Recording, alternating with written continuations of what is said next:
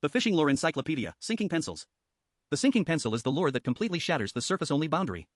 It achieves full water column coverage and has become the single most used, most adaptable hardbait category in freshwater and shore fishing today. Its unmatched versatility and irreplaceable fish-catching advantages make it a lifetime lure one you can rely on from your first cast to your last. When you think of the pencil, what's the first fish that comes to mind? For 90% of anglers, the answer is the same, the mandarin fish, or what we call the coulter. The deep bond between the pencil and the coulter is no marketing invention. It's the result of the coulter's biological instincts, its feeding environment, and the pencil's physical design and control logic aligning with near-perfect precision. In the fishing ecosystem here, the pencil is essentially the dedicated coulter lure. If you're targeting coulter, your first choice should always be the pencil. Why do coulter love the pencil so much? What makes it so special? First, the pencil solves the one problem every other hard bait struggles with, the follow but don't bite. Coulter are classic long-distance pursuit predators, not ambush hunters. When a coulter spots prey, it doesn't rush in and attack immediately. Instead, it follows from below or from the side, silently and patiently. It may trail its target for dozens of meters, constantly assessing the prey's escape capability and the energy cost of pursuit. Throughout the whole following process, if the coulter senses the prey is capable of escaping, it almost never attacks, it just keeps following and watching. The single trigger that flips the switch is the exact moment the prey loses power and appears to be dying or out of control. Only then does the coulter accelerate, using its underslung, upward-facing mouth to inhale the target from below in one decisive strike. The pencil is perfectly matched to this behavior from every angle. Its slender, elongated body replicates the coulter's primary forage, slim baitfish like minnows, at a 1-to-1 scale. On a steady retrieve, the pencil's stable side-to-side wobble is nearly indistinguishable from a healthy baitfish swimming. It doesn't trigger the coulter's alarm. The follow begins. Then comes the flutter, and this is the attack trigger, precisely engineered. The instant you pause the retrieve, the pencil immediately initiates a high-frequency, quivering flutter as it slowly descends.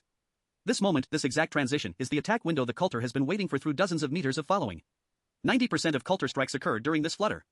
And the coulter's signature strike, that upward inhaling motion from below, aligns perfectly with the pencil's slow-sinking flutter. The tail-weighted but not excessively nose-down design matches the coulter's attack angle flawlessly. Hookup ratios are extraordinarily high. The pencil's long-casting capability also perfectly suits the coulter's offshore nature. Coulter are extremely wary fish, especially the trophy-sized ones. They almost never come close to shore. During daylight, they hold at least 50 meters out, often 100 meters or more. Even during the dawn and dusk feeding windows, their surface explosions happen far from the bank, in open water. The biggest frustration for shore anglers has always been simply not being able to reach the fish. The pencil is widely recognized as the long-distance casting champion among hard baits.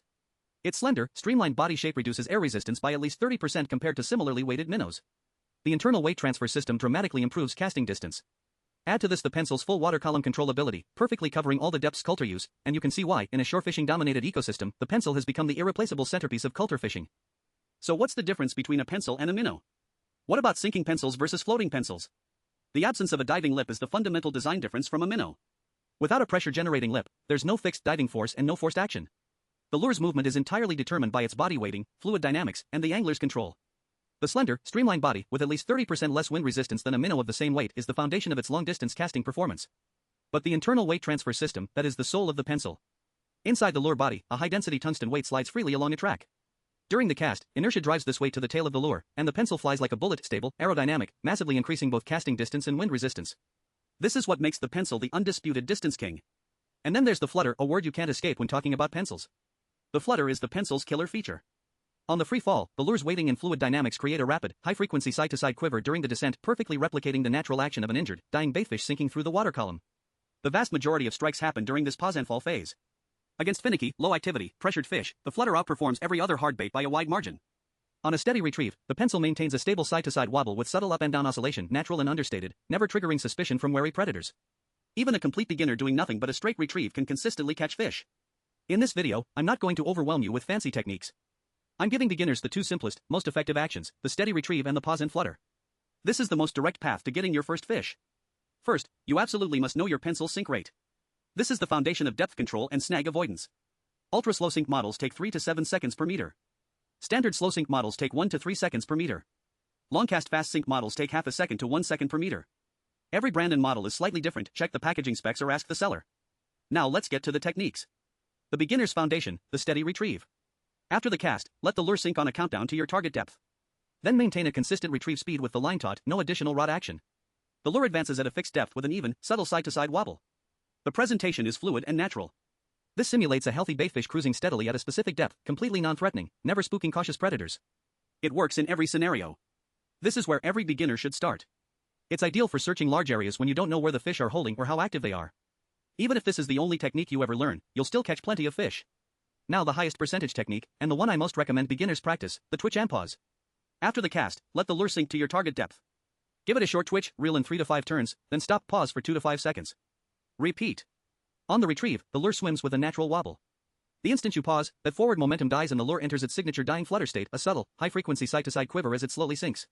Resume reeling, and it immediately returns to swimming action. This pattern simulates a baitfish that gets startled mid-cruise, briefly loses control, and sinks injured and dying.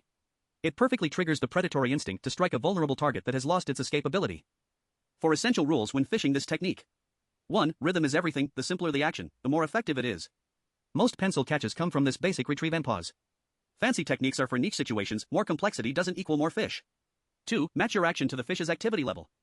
High activity means faster, sharper retrieves to trigger chase responses. Low activity means slower retrieves, longer pauses, smaller movements, give the fish time to commit. 3. Maintain line contact at all times. During the pause, the line naturally goes slack as the lure falls. When you go to twitch again, you're not moving the lure, you're just taking up slack. Eliminate that slack before you twitch, or the lure will sink below your target zone. 4. Use the right pencil for the right depth. Slow sink pencils are for precise searching in the middle and upper water column.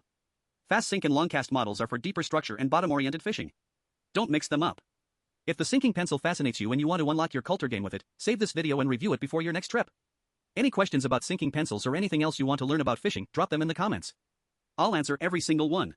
Subscribe for practical fishing knowledge you can actually use on the water.